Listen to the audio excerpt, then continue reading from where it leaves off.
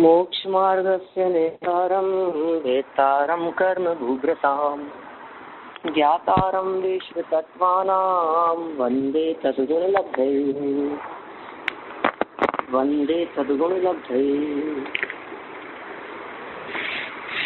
तत्वार्थ सूत्र महाशास्त्र की तत्वार्थ राजवार्तिक नामक ये टीका है।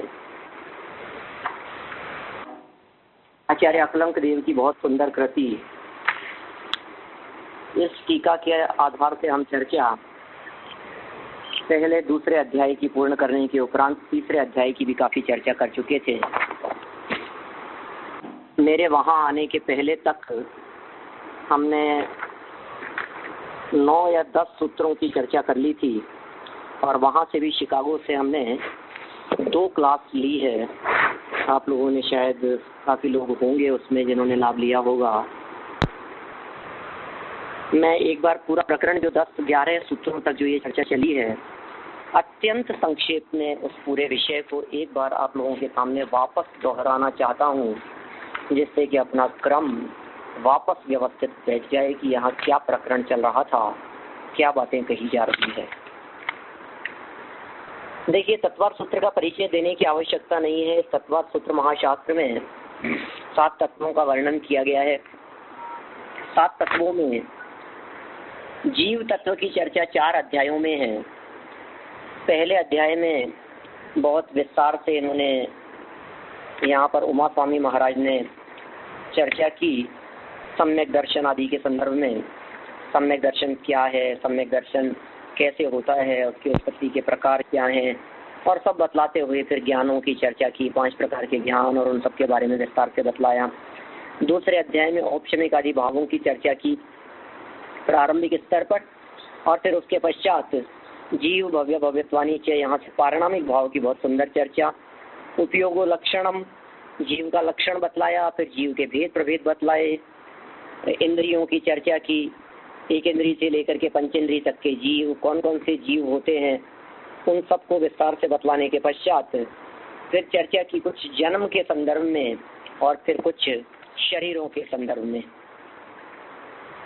तो 5 प्रकार के शरीर और 3 प्रकार के जन्म, इन सब की काफी विस्तार से चर्चा हुई जीव के बारे में। फिर तीसरे अध्याय में चर्चा प्रारंभ की कि ये जीव रहते कहाँ हैं। तो क्षेत्रात्मक चर्चा प्रारंभ हुई तीसरे अध्याय से। क्षेत्र जगह है। पहले सूत्र में 7 नरक पृथ्वियों के बारे में बतलाया गया।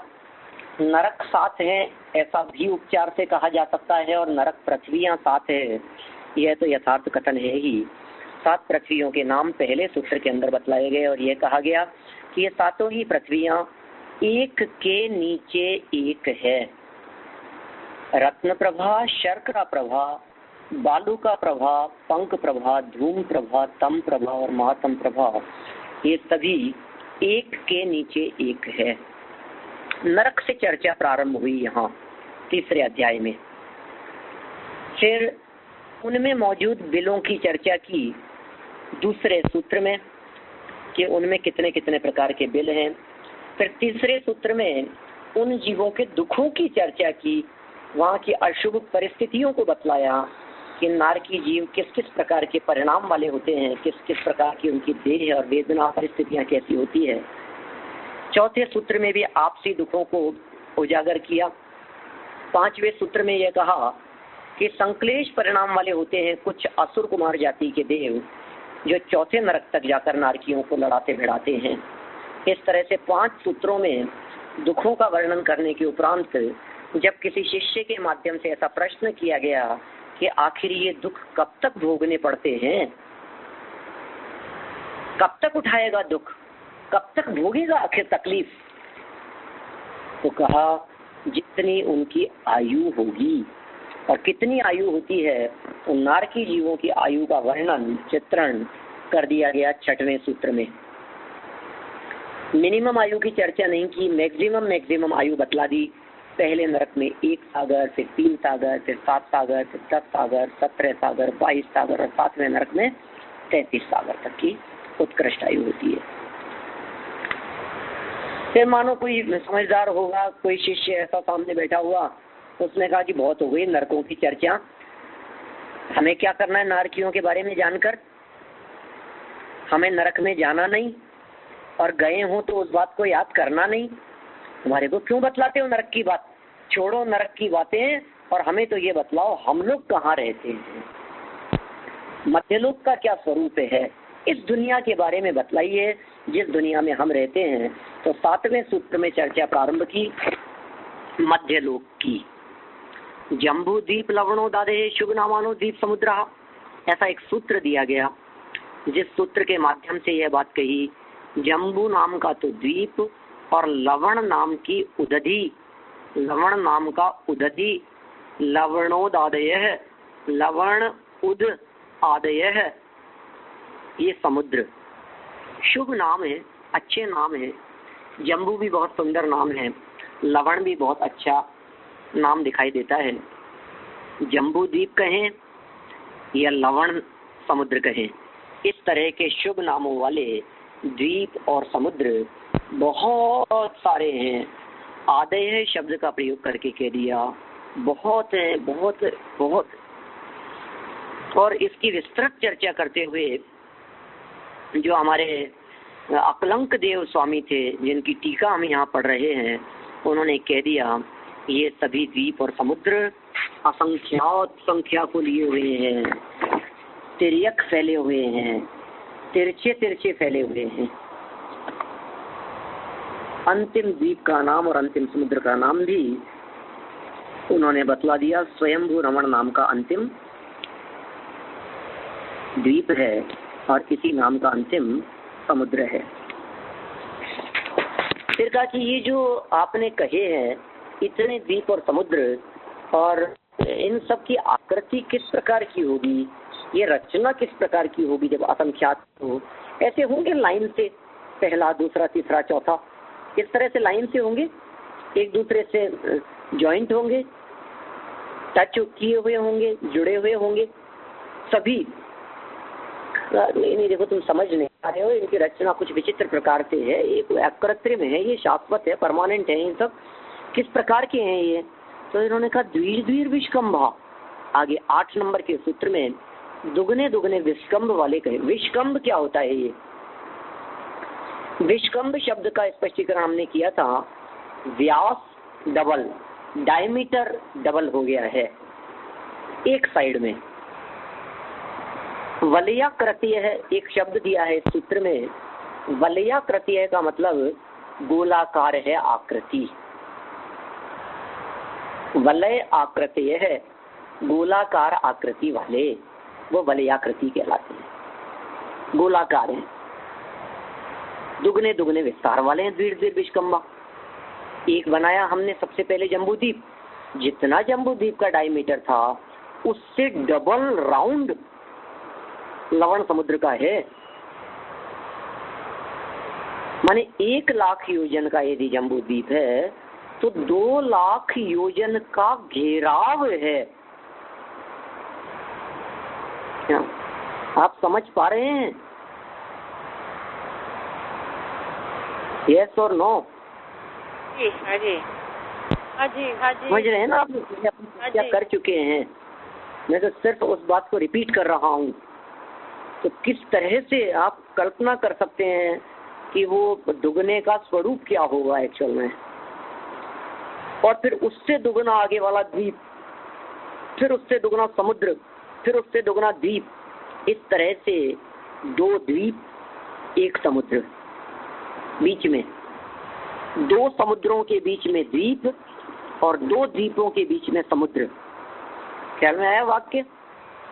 कोई भी द्वीप 2 समुद्र के बीच में है जम्बू द्वीप को छोड़कर, बाकी के जितने द्वीप हैं सभी द्वीप 2 समुद्रों के बीच में है, और जितने समुद्र हैं वे सभी समुद्र 2 द्वीपों के बीच में है, स्वयंभू रमण समुद्र को छोड़कर, उससे पहले पहले तक। ठीक है। अच्छा, अब बात करें हम पहले द्वीप के संदर्भ में, जम्बू द्वीप के बारे में। 9 नंबर का सूत्र। ये जम्बू द्वीप 1 लाख योजन का है, गोलाकार है, जस्ट लाइक ए प्लेट।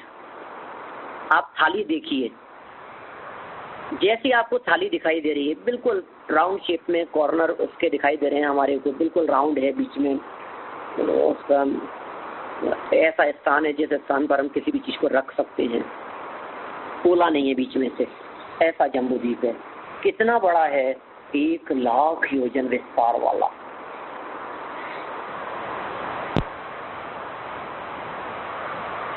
क्या है उसके बीच में, उस जम्बूद्वीप के बीच में? आपने जो प्लेट सामने रखी है, जो थाली आपने सामने रखी है, उस थाली में बिल्कुल सेंटर में, ठीक सेंटर में हमने एक पेन जैसा खड़ा कर दिया जो कि सुमेरु पर्वत की तरह होगा। ठीक है, ये सुमेरु पर्वत 1,00,000 योजन का। फिर जम्बूद्वीप की परिधि वगैरह बतलाई गई है, कितना परिधि है उसकी? 3,16,227 योजन, 3 कोस, 128 धनुष और 13.5 अंगुल से कुछ अधिक, ये उसकी परिधि है।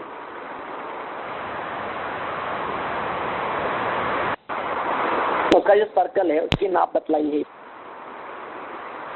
इसमें एक करेक्शन मैंने आप लोगों को बतलाया था, संभवतः आप लोगों ने किया होगा। विजय और वैजयंत का अंतराल मिला आपको कुछ? 9 नंबर के सूत्र में बुक्स में पेज नंबर 380 380 पेज पर 9 नंबर के सूत्र की टीका और उस टीका की अंतिम 2 लाइनें 10 नंबर के सूत्र के 3 लाइन पहले, विजय और वैजयंत का अंतराल, बीच में एक ओ ज्यादा लगा हुआ है, एक 0 ज्यादा लगा हुआ है, 0 हटा दीजिए एक, तो कुल हो जाएगा 79,052 योजन। ये इतना अंतराल है। ठीक है। अच्छा, ये जो जम्बूद्वीप बतलाया है, ये जम्बूद्वीप 7 भागों में बटा हुआ है, 7 भागों में विभाजित है। उन 7 के नाम हैं जो 10वें सूत्र में कहे हैं। सूत्र नंबर 10, भरत, हेमवत, हरि, विदेह, रम्य, हिरण्यवत और ऐरावत, ये 7 क्षेत्र हैं। और फिर टीका करते हुए काफी लंबी व्याख्या की है इस सूत्र की। यदि हम बात करें अकलंक देवाचार्य देव की, तो उन्होंने 7 ही क्षेत्रों का बतला दिया, 7 ही क्षेत्रों का वर्णन कर दिया। ये 7 क्षेत्र किस तरह के, इन 7 क्षेत्रों के अंदर कौन कौन से क्षेत्र में क्या क्या होता है, किधर से किधर तक कितनी लंबाई चौड़ाई और कितना विस्तार, और उनमें किस प्रकार के जीव रहते हैं, ये तो काफी वर्णन इन्होंने कर दिया। भरत क्षेत्र किस तरह का है, किसने घेर रखा है, क्या, आप लोगों को थोड़ा बहुत आइडिया होगा। हम लोग भरत क्षेत्र में रहते हैं।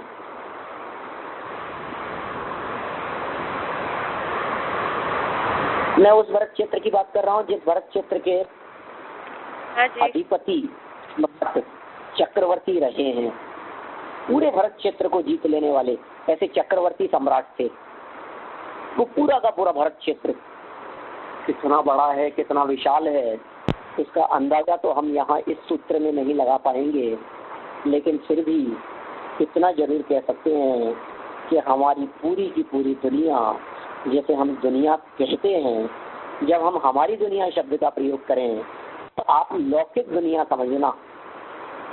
जब कभी भी मैं इस शब्द का प्रयोग करूं हमारी दुनिया, तो हमारी दुनिया का अर्थ अलौकिक जैन दर्शन की दुनिया नहीं। हमारी दुनिया का अर्थ जिस दुनिया को हमने अपनी दुनिया कह रखा है, जिस दुनिया को अपन अपनी कहते हैं, इसी दुनिया में जब हम ऐसे शब्द का प्रयोग करते हैं, इसी दुनिया में, इसी का मतलब इसी में, अपनी दुनिया में, जिस दुनिया में हम रहते हैं, जिसमें द्वीप समुद्र आदि दिखाई देते हैं, इसी दुनिया की बात कर रहे हैं। जहाँ ऑस्ट्रेलिया है, जहाँ अफ्रीका है, जहाँ एशिया है, जहाँ यूरोप है, जहाँ अमेरिका है, मैं इसी की बात कर रहा हूँ। मैं इसी दुनिया की बात कर रहा हूँ। यह दुनिया भारत क्षेत्र के एक कोने में पड़ी है।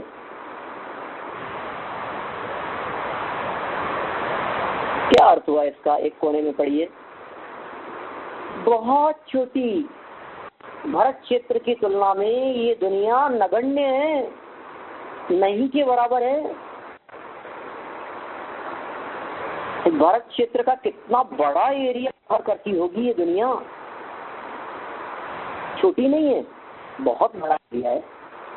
हम जब देखते हैं दुनिया का नक्शा तो हमारा दिमाग चकराने लगता है।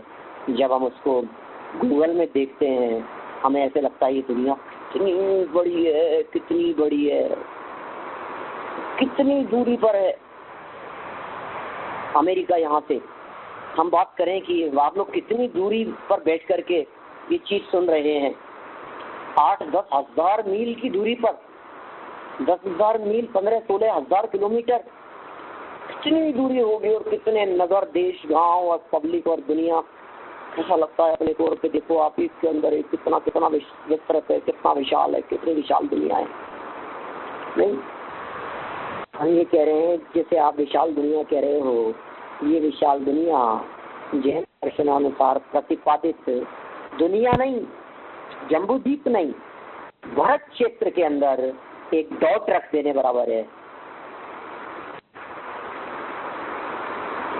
आप यदि मैप बनाए भारत क्षेत्र का तो मैं आपको गारंटी देकर के कहता हूं कि आप यदि मेजरमेंट के हिसाब से उसे बनाएंगे तो आप एक डॉट भी नहीं रख सकेंगे अपनी दुनिया के लिए। भारत क्षेत्र के अंदर हमारी दुनिया इतनी छोटी सी है।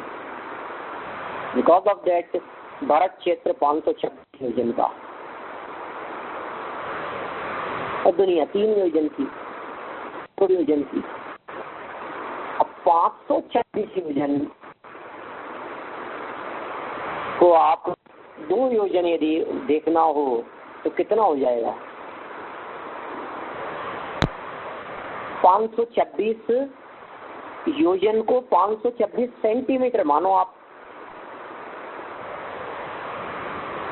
क्या, या 526 मिलीमीटर मानो आप, तो 526 मिलीमीटर का मतलब 52 सेंटीमीटर का बनाना पड़ेगा आपको। 52 सेंटीमीटर कितना ज्यादा होगा आप सोच लीजिए, आपकी कॉपी में नहीं आएगा। इतनी लेंथ का यदि हम भारत क्षेत्र बनाते हैं तो उसमें कितनी लेंथ बनाई है, कितनी साइज बनाई है? 52 cm सेंटीमीटर।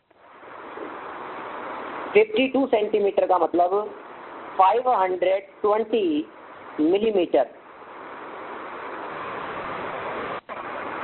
तो आप देख पाएंगे उसके अंदर हमारी दुनिया के लिए जगह रखने के लिए सिर्फ 2 mm का स्पेस होगा। अब आप सोचिए 2 mm कितना सा होता है, एक डॉट पा रहे हैं आप। और यदि आप किसी रजिस्टर में उस चीज को बना लेंगे, किसी कॉपी में यदि बनाएंगे तो शायद हमारी दुनिया के लिए वो डॉट रखना भी मुश्किल होगा।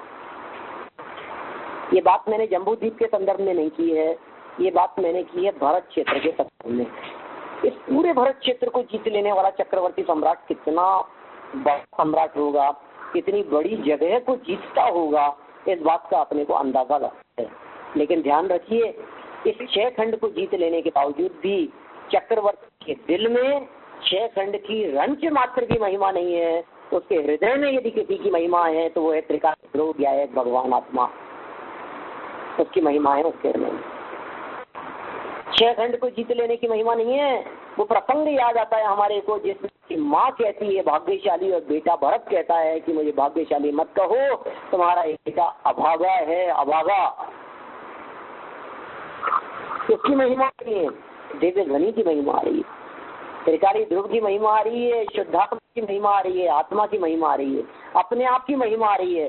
जिसे अपने आप की महिमा है वो चक्रवर्ती बनते हैं, और जैसे अपने आप की महिमा नहीं है वे तो कहीं के नहीं है।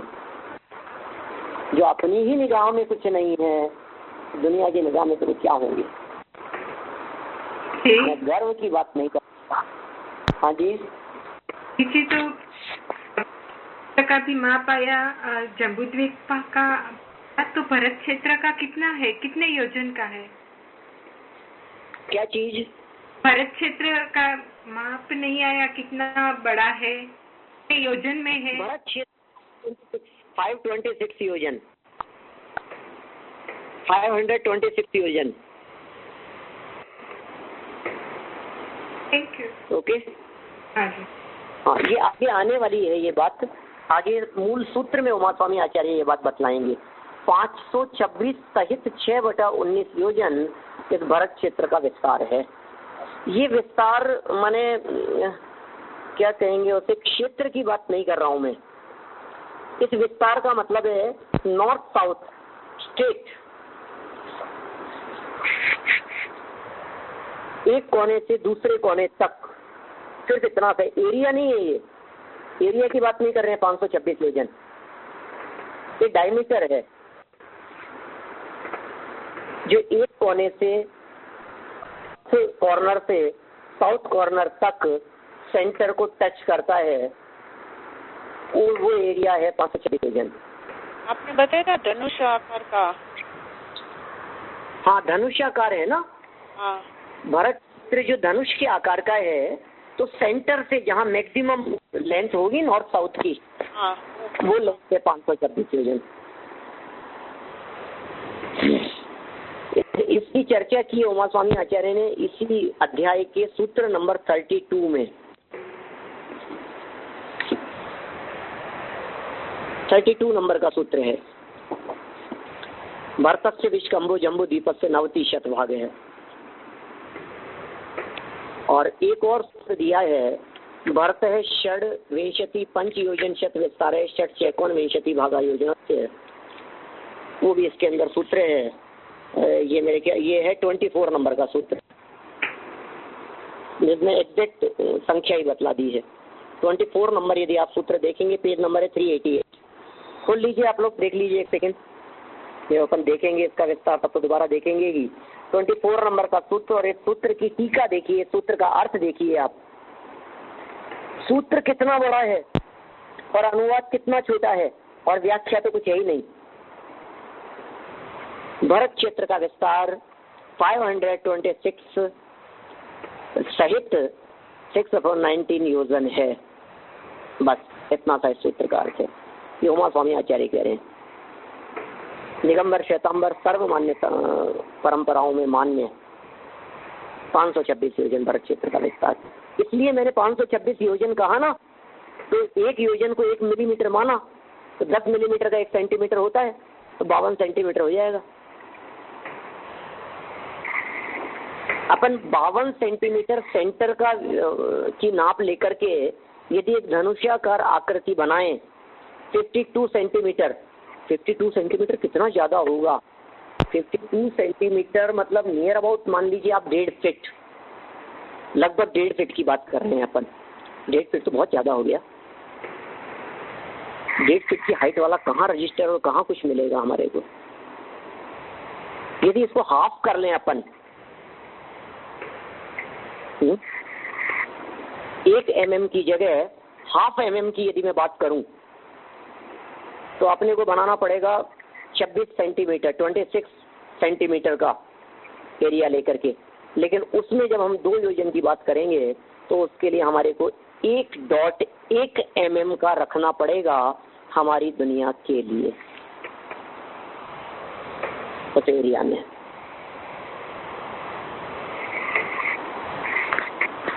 चलिए, तो ये बात हुई कुछ भरत क्षेत्र के बारे में। भरत क्षेत्र में भी 2 नदियां बहती है, बीच में एक विजयार्ध नाम का पर्वत है। वो विजयार्ध पर्वत जहाँ चक्रवर्ती की विजय आधी हो जाती है, चक्रवर्ती की विजय 50% जहाँ होती है, वो किस प्रकार होती है तो अलग बात है, लेकिन अर्धचक्री वहां तक होते हैं, ऐसा समझ लीजिए आप। विजय आधी अर्धचक्री जहाँ तक हो गए। 3 खंड के अधिपति नारायण होते हैं, प्रति नारायण होते हैं, ये सब 3 खंड को जीतने वाले होते हैं। 1 आर्य और 2 म्लेच्छ। 6 खंड को जीतने वाले चक्रवर्ती, 5 म्लेच्छ और 1 आर्य खंड उसे जीतने वाले होते हैं। ठीक है, तो कुल मिलाकर के बात हो गई यहाँ अपनी। भरत क्षेत्र हिमवंत पर्वत के दक्षिण में है, 3 तरफ से लवण समुद्र से घिरा हुआ है। हम काफी चर्चा कर चुके थे। अब आप लोगों के स्मरण में कितना है, कितना आपकी मेमोरी में है, ये आप लोग जाने। मुझे कैसे पता लगेगा क्या? हाँ पंडित जी, जब भी चक्रवर्ती होते हैं तभी ही नारायण वही टाइम पे होते हैं? हाँ, हो सकते हैं। तो कुछ बाद में चक्रवर्ती ने तो 6 खंड जीत लिया, तो प्रतिनारायण नारायण ने भी खंड जीत लिए, आधी हो जाएंगे। हो सकता है नहीं भी हो, और हो सकता है हो भी। समकालीन की चर्चा कभी ऐसी कुछ देखने में नहीं आई, और रहे तो भी, लेकिन हो नहीं सकता शायद, क्योंकि वो 3 खंड का अधिपति ये है, 6 खंड का अधिपति वो। ऐसा नहीं हो सकता कि जैसे हमारे राजस्थान का अधिपति मुख्यमंत्री है यहाँ का अशोक गहलोत, लेकिन प्रधानमंत्री है वो पूरे भारत का अधिपति है। तो एक जो बड़े क्षेत्र का अधिपति है उस व्यक्ति के से कोई विरोध नहीं होता छोटे क्षेत्र के स्वामी के लिए, ऐसा विरोध नहीं होता ना। जैसे मान लीजिए चक्रवर्ती भी हैं, चक्रवर्ती 6 खंड के राजा होते हैं, तो चक्रवर्ती 6 खंड के राजा होने पर ऐसा तो नहीं है कि वे सब जगह पर राज्य खुद ही संभालते होंगे, उनके अधीन राजा रहते हैं बहुत सारे। इस तरह का वैसे उल्लेख कहीं पढ़ने में नहीं आया है कि एक चक्रवर्ती के राज्यकाल में नारायण प्रतिनारायण आदि होते हैं, ऐसा कहीं पढ़ने में नहीं आया है। तो अपन ऐसा ही मान करके चलें कि आगे पीछे होते होंगे थोड़ा सा, उसमें तो कोई ऐतराज ही नहीं है अपने को। चक्रवर्ती का जीवन काल पूरा हो गया तो अर्धचक्री हो गए, लेकिन नारायण और प्रतिनारायण ये समकालीन होते हैं, क्योंकि नारायण के माध्यम से प्रतिनारायण का वध किया जाता है, ऐसा नियम है। नारायण के माध्यम से प्रतिनारायण की मृत्यु होती है, ऐसा अबाधित नियम है। और प्रतिनारायण 3 खंड के अधिपति होते हैं, और प्रतिनारायण को परास्त करके, उसे पराजित करके नारायण वहां के शासक बन जाते हैं, 3 खंड के राजा हो जाते हैं, उतने ही पुण्यशाली होते हैं।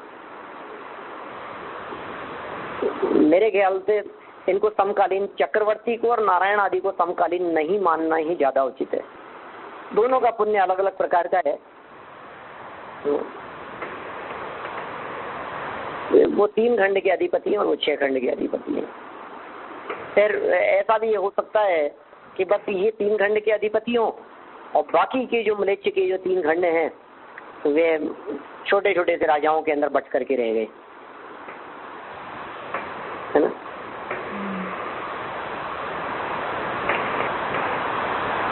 भरत क्षेत्र में ही बीच में विजयार्ध नाम का पर्वत है, उस पर्वत के ऊपर विद्याधर रहते हैं, विद्याधरों की नगरियां हैं।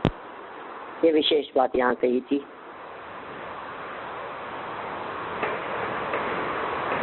उसका वर्णन किया गया विजयार्ध पर्वत का। कैसा है वो विजयार्ध पर्वत? 25 योजन की हाइट है, 50 योजन की चौड़ाई है।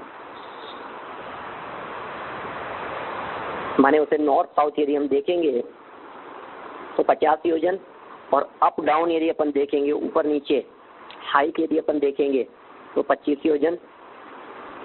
ठीक है, और उस 25 योजन की हाइट, हाँ पहले की है अपन ने, 10 योजन की हाइट पर जाकर के सब तरफ से कट गया। वहाँ विद्याधरों की 110 नगरियां, उससे ऊपर जाने के बाद में फिर कट गया। वहाँ पर भी व्यंतरों आदि की श्रेणियां, और सबसे ऊपर शिखर पर पहुंच करके 5 योजन ऊपर जो शिखर है, उस शिखर के ऊपर भी अनेक कूट बने हुए हैं, और उन कूटों के ऊपर भी अनेक प्रकार के देव लोग निवास करते हैं। और वो सब लेफ्ट साइड वाले, माने ईस्ट साइड की यदि हम बात करें तो ईस्ट में ऊपर ही ऊपर टॉप पर एक आकृत्रिम चैत्यालय भी है। ये विजय पर्वत की पोजीशन है। भरत क्षेत्र के बाद में हेमवत क्षेत्र जगन्य भोग भूमि है, हरि क्षेत्र मध्यम भोग भूमि है, विदेश क्षेत्र कर्म भूमि है, रम्य क्षेत्र मध्यम भोग भूमि है, हैरण्यवत क्षेत्र जगन्य भोग भूमि है, ऐरावत क्षेत्र हमारे जैसा ही है, भरत क्षेत्र जैसा, आप ये पूछ सकते हैं कि एक बात बतलाइए ऐसी, आपने जघन्य भोग भूमि और मध्यम भोग भूमि तो बतला दी और सातों क्षेत्र भी बतला दिए, उत्तम भोग भूमि नहीं है क्या कहीं? उत्तम भोग भूमि कहाँ है? सेंटर में, विदेश क्षेत्र के सेंटर पोर्शन में। विदेश क्षेत्र का जो सेंटर पोर्शन है, जहाँ सुमेरु नाम का पर्वत है, उस सुमेरु नामक पर्वत से जुड़ा हुआ 4 पर्वत सुमेरु पर्वत से जुड़े हुए हाथी दांत के समान है। सुमेरु पर्वत को यदि हाथी के जैसे माना जाए तो ये जो पर्वत हैं इनको दांत कहा जा सकता है। हाथी दांत गजदंत कहलाते हैं ये पर्वत। इन गजदंत पर्वतों से जो आकृति सेंटर में बनती है वो कहलाती है उत्तर कुरु नामक भोग भूमि और देव कुरु नामक भोग भूमि। देखिए, आप लोगों से बहुत विनम्र निवेदन है मेरा कि जहां आप लोगों को कुछ भी न समझ में आए, प्लीज प्लीज पूछिए, आप मेरे से रोकिए आप, क्योंकि मैं ये चर्चा काफी कुछ कर चुका हूँ, लेकिन निश्चित तौर पर कई लोग ऐसे होंगे जिन लोगों को शायद ये एग्जैक्ट लोकेशन ख्याल में नहीं आ रही होगी कहाँ पर है, और हो सकता है सबके समझ में आ रही हो क्योंकि पहले की जा चुकी है चर्चा। तो आप लोग बोलते रहेंगे तो मुझे पता लगेगा। बोलने में भी सबसे बड़ा एक माइनस पॉइंट ये है कि जिनके समझ में आता है वे तो बोलते हैं, तो हम सोचते हैं कि हाँ सब बोल रहे हैं, आगे जिनके समझ में नहीं आता है वे मौन रहते हैं, तो प्रॉब्लम हो जाती है। हम सही स्थिति को पकड़ ही नहीं पाते हैं कि वास्तव में वस्तु स्थिति क्या है। हमने समझाया और समझाने पर पूछा समझ में आ रहा है, तो मान लीजिए 25-50 जितने भी लोग सुन रहे हैं, अब उनमें से 3-4 लोगों ने कह दिया समझ में हाँ हाँ आ रहा है, तो अब हो सकता है शायद 3 को समझ में आ रहा हो, बाकी 47 ऐसे हो जिनको समझ में नहीं आ रहा हो। लेकिन हम तो यही समझ के आगे बढ़ेंगे, 3 ने जवाब दे दिया मैंने सबको आ रहा है। तो मैं ये जानना चाहता हूँ हमेशा जिसको समझ में नहीं आए सिर्फ यही बोले तो ज्यादा अच्छा है। पंडित जी तो है विषय, हाँ बोलिए। आज जो भरत क्षेत्र और जम्बू द्वीप है, सब की चौड़ाई कितनी है, कितना हम नीचे जा सकते हैं? भारत क्षेत्र की चौड़ाई के संदर्भ में उल्लेख तो आता है और मैंने उसकी जीवन के संदर्भ में अपने थीसिस के अंदर लिखा भी है, मेरे को स्मरण में नहीं है अभी। और वो जो स्थिति है वो उत्तर दक्षिण तो हम नाप सकते हैं क्योंकि सेंटर अपन ने पकड़ लिया, लेकिन यदि हम ईस्ट वेस्ट की यदि अपन बात करेंगे तो राउंड शेप में है। कौन सी जगह पर नापे अपन उस चीज को? हम उस चीज को यदि हिमवन पर्वत के कॉर्नर पर नापते हैं तो लंबाई अलग आती है, ठीक है ना? उसी को यदि हम विजयार्ध के साउथ कॉर्नर पर यदि अपन नापते हैं तो लंबाई अलग है, और विजयार्ध के नॉर्थ कॉर्नर पर यदि अपन देखते हैं तो ईस्ट वेस्ट की जो उसकी लेंथ है वो अलग होगी। तो कौन सी जगह से अपन उसे नापें इसके ऊपर डिपेंड करती है वो चीज। वो बात शास्त्रों में आई है, बिल्कुल एक्यूरेट बतलाई गई है कौन कौन सी जगह पर कितना कितना है। नहीं, लंबाई चौड़ाई तो बराबर है, मगर अंदर नीचे जाए चौड़ाई कितनी होगी, कितना जाड़ा होगा ख्याल में अब मैं समझ नहीं पा रहा हूँ। You mean depth? हाँ, वो कितना हम नीचे जा सकते हैं, खोद खोद के कितना जा सकते हैं। ओह, डेप्थ की बात कर रहे हैं आप? हाँ हाँ, नीचे लंबाई चौड़ाई तो है कि वे तो वो अलग होगी। ठीक है, लंबाई चौड़ाई, हाँ लंबाई चौड़ाई तो समझ में आ गई। गहराई कितनी है, माने यदि हम उसको खोदे हैं, यदि जमीन को यदि हम निकाल करें तो कितने नीचे तक भरत क्षेत्र है, ऐसा पूछ रहे हैं आप? हाँ जी। इसकी जो भरत क्षेत्र की जो गहराई है, भरत क्षेत्र की ही क्यों, जितने भी द्वीप हैं और जितने भी समुद्र हैं उन सभी की गहराई 1000 योजन है। सबके नीचे जाए तो 1000 योजन होगा, सब जगह 1000 योजन होगा, पूरा सर्कल।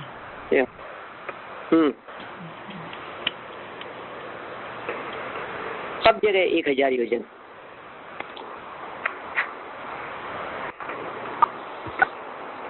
समुद्रों की कितनी है? लवण समुद्र वो भी तो सेम? लवण समुद्र भी 1000 योजन डेप्थ है उसकी।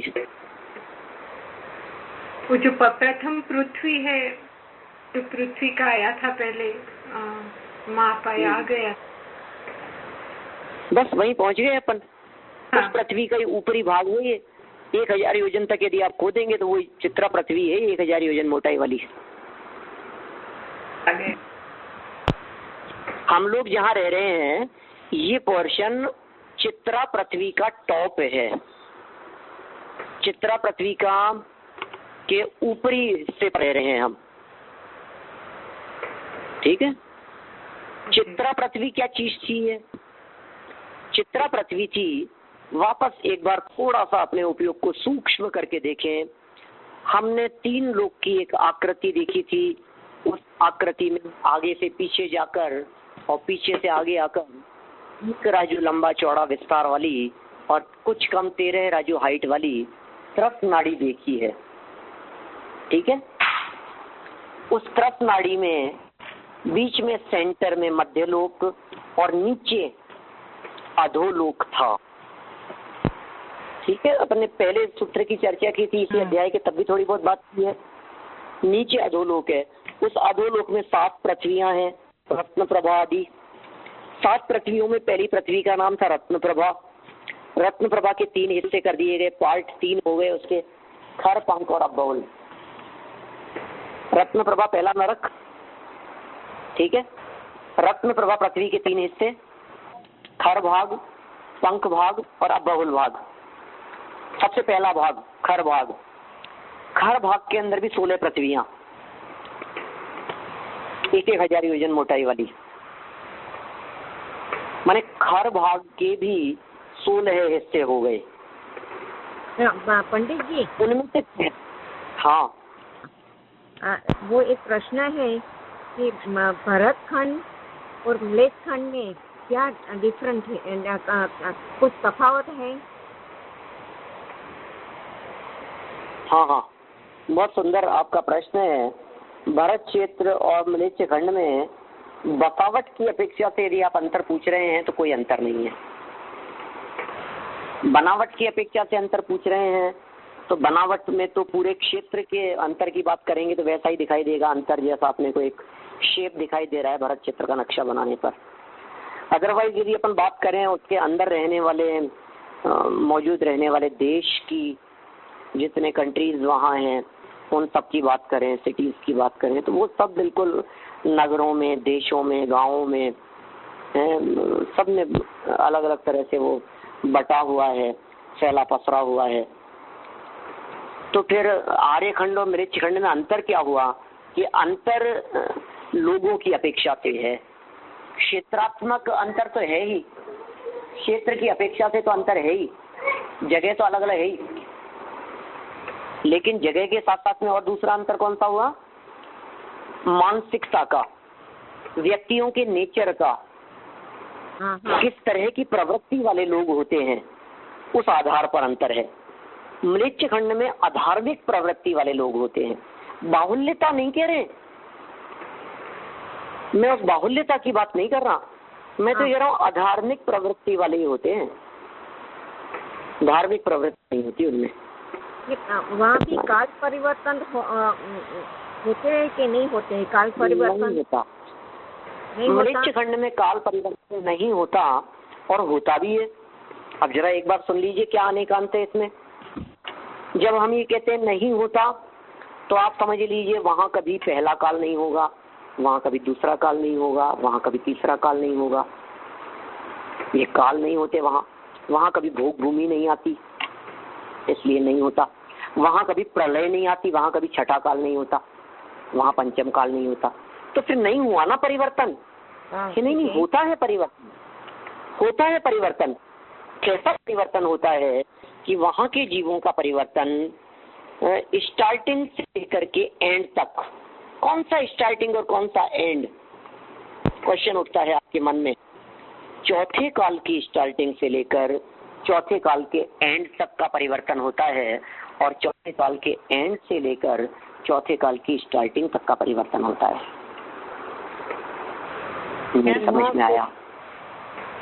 चौथा काल ही रहते हैं। मैं समझाता हूँ, अभी बहुत आसानी से समझ में आएगा। देखिए, बस मुझे लगता है आज इतनी ही चर्चा कर पाएंगे अपन। ये समझा दूं बस आपको, है ना। 2-3 मिनट हैं अपने पास में, 3-4 मिनट, 5 मिनट। क्या है स्थिति के भारत क्षेत्र 2 तरह के जीवों से बटा हुआ है, एक आर्यखंड और एक मलेच्छ खंड। 5 मलेच्छ खंड है, एक आर्यखंड है, ठीक है। आर्यखंड में 6 काल का परिवर्तन होता है, हम जानते हैं। सबसे पहले पहला काल होगा, फिर दूसरा, फिर तीसरा। इन 3 कालों में भोग भूमि रहती है, बहुत बड़ी बड़ी आकृति होती है, बहुत लंबी उम्र होती है। फिर चौथे काल का प्रारंभ हुआ। अब सर्पनी काल की अपेक्षा से बात करें अपन। अब चौथे काल के प्रारंभ में हमारे यहाँ सिचुएशन है, जो परिस्थितियां हैं, जो लोगों की लंबाई वगैरह है, ऊंचाई है, आयु है, सेम ऐसी की ऐसी पोजीशन मलेच्छ खंड के जीवों की। यहां तक अब काल परिवर्तन हो रहा है, चौथा काल परिवर्तित होता जा रहा है। एक कोरा कोडी सागर का है चौथा काल, बहुत लंबा काल है। चौथे काल के स्टार्टिंग में भरत चक्रवर्ती थे। चौथे काल के स्टार्टिंग में, अब तीसरे में हो गए थे वो, लेकिन अपन तो एक अंदाजा लेकर के चलते हैं। पहले चक्रवर्ती, पहले तीर्थंकर का। ऋषभ देव भी यद्यपि तीसरे काल में हो गए थे, लेकिन चौथे काल की स्टार्टिंग में देखते हैं तो लोगों की ऊंचाई, लोगों की आयु कितनी कितनी थी, कितनी लंबी आयु है, 84 लाख पूर्व की उम्र। हाइट कितनी है, 500 धनुष, 525 धनुष, इतनी हाइट है स्टार्टिंग में। अब सर्पनी काल चल रहा है, आयु घटना शुरू हो गया, ऊंचाई घटना शुरू हो गया। किधर की बात कर रहा हूं मैं? आर्यखंड की। जैसे जैसे आर्यखंड में लोगों की ऊंचाई कम हो रही है, आयु कम हो रही है, ऐसा परिवर्तन चौथा काल बढ़ता चला जा रहा है प्रारंभ से अंत की तरफ। ठीक इसी प्रकार का परिवर्तन मलेच्छ खंड में भी होता जा रहा है, प्रारंभ से अंत की तरफ। चौथा काल प्रारंभ से अंत की तरफ चल रहा है। धीरे धीरे धीरे धीरे करके चौथे काल के अंत में आ गए हम लोग आर्यखंडवासी, और हमारे यहाँ चौथे काल के अंत में लोगों की हाइट बहुत कम रह गई, लोगों की आयु, उम्र, एज बहुत कम रह गई। हम यदि बात करें महावीर स्वामी के संदर्भ में तो उनकी एज थी सिर्फ और सिर्फ 72 ईयर। हाइट कितनी थी? 7 हाथ। ऋषभ देव की हाइट 2000 हाथ, 2000 हाथ, और कहाँ 7 हाथ, 84 लाख पूर्व, और कहाँ 72 ईयर। परिवर्तन हो रहा है चौथे काल के स्टार्टिंग से एंड तक। ऐसा परिवर्तन मलेच्छ खंड में भी हुआ। अब क्या हुआ, यहाँ चौथा काल समाप्त हो गया तो मलेच्छ खंड के अंदर लोगों की आयु वही 70-72 वर्ष के आसपास रह गई, उम्र। हाइट वही 6-8 फीट के आसपास, 6 फीट, 7 फीट, 8 फीट के लोग होने लगे। अब हमारे यहाँ 5वां काल चालू हो गया, वहां चौथे के एंड जैसी दशा रहेगी। फिर हमारे यहाँ पूरा 5वां रहेगा, तब तक चौथे के एंड जैसी दशा रहेगी। फिर हमारे यहाँ छठा होगा, तब भी चौथे के एंड जैसी दशा रहेगी मलेच्छ खंड में। फिर हमारे यहाँ दोबारा छठा होगा, तब भी चौथे के एंड जैसी दशा होगी। फिर दोबारा 5वें जैसी दशा होगी, तब भी वहां चौथे के एंड जैसी दशा रहेगी। फिर हमारे यहाँ जब चौथा शुरू होगा तो जैसे जैसे हमारे यहाँ उत्सर्पणी काल में वृद्धि होती जाएगी, वैसे वैसे मलेच्छ खंड के अंदर भी वृद्धि होती जाएगी। कहां तक? भोग भूमि के पहले तक। तो चौथे काल के स्टार्टिंग से लेकर के एंड तक का परिवर्तन मलेच्छ खंडों में होता है, स्टार्टिंग से एंड तक और एंड से स्टार्टिंग तक। वाई? क्यों होता है ऐसा? उसके कारण ये है कि यदि ऐसा परिवर्तन नहीं हो तो हमारे यहाँ का पहला चक्रवर्ती 32,000 रानियां लेकर के आया है मलेच्छ खंड की, और अंतिम चक्रवर्ती वो भी 32,000 रानियां लेकर के आया है मलेच्छ खंड की। पहले भरत चक्रवर्ती की हाइट थी 500 धनुष की, 475 धनुष की, और अंतिम की हाइट रह गई बहुत कम। और वहां की रहने वाली जो रानियां हैं, वहां की जो कन्याएं हैं, यदि उनकी हाइट सेम रहे हर काल में तो क्या सिचुएशन होगी। मैं बहुत हंसी मजाक के तौर पर इस तरह की बात को आपको प्रस्तुत कर सकता हूं, लेकिन अभी मैं मजाक के मूड में नहीं हूं। आप समझ सकते हैं मतलब क्या स्थिति होगी यदि रानियों की हाइट मान लीजिए 475 धनुष की है, और महाराजा यदि समझ लीजिए आप कितने 5-7 हाथ के यदि हैं, तो या तो उनकी रानियों की उंगली पकड़ करके चलेंगे कि उनकी गोद में खेलेंगे। कैसी स्थिति होगी, प्रैक्टिकल क्या स्थिति बनेगी। तो आप देखिए जैसे जैसे इधर परिवर्तन हो रहा है, चक्रवर्तियों की हाइट कम हो रही है, आयु कम हो रही है, तो इसमें तो उधर भी ऐसा ही होता जा रहा है, मलेच्छ में भी। तो वहाँ की भी रहने वाले जो जीव हैं, मनुष्य हैं, वहाँ की रानियां हैं, वहाँ की कन्याएं हैं, लड़कियां हैं, उनकी भी हाइट उसके अकॉर्डिंग होनी चाहिए ना, बहुत कम ज्यादा हाइट में थोड़ा बहुत ऊपर नीचे, लेकिन लगभग वही होगा। तो इस तरह के परिवर्तन वहाँ होते हैं। ये मैंने भरत क्षेत्र के आर्य और मलेच्छ खंड के संदर्भ में, काल परिवर्तन के संदर्भ में थोड़ी बहुत बात आपसे की है। शेष चर्चा अपन फिर आगे करेंगे। समय 2-3 मिनट में ज्यादा ले चुका हूँ, अभी की बात को यहीं विराम देते हैं। आप लोग चिंतन कीजिए, विचार कीजिए। बहुत आनंददायक चर्चा है, बड़ा मजा आता है, परिणामों में निर्मलता आती है, और परिणामों की निर्मलता के माध्यम से त्रिकाली ध्रुव गायक की महिमा जब आवे और उपयोग इसमें एकाग्र हो तो वास्तव में जीवन में धर्म प्रकट होता है। हम सभी के जीवन में असली धर्म प्रकट हो, इसे मंगल भावना से विराम लेता हूँ। जनवाणी स्तुति। जावाणी के ज्ञान ते सूझे लोकालोक, सोवाणी मस्तक नमूँ सदा देत हूँ धोख, सदा देत हूँ। 9 वर्णों कर्म।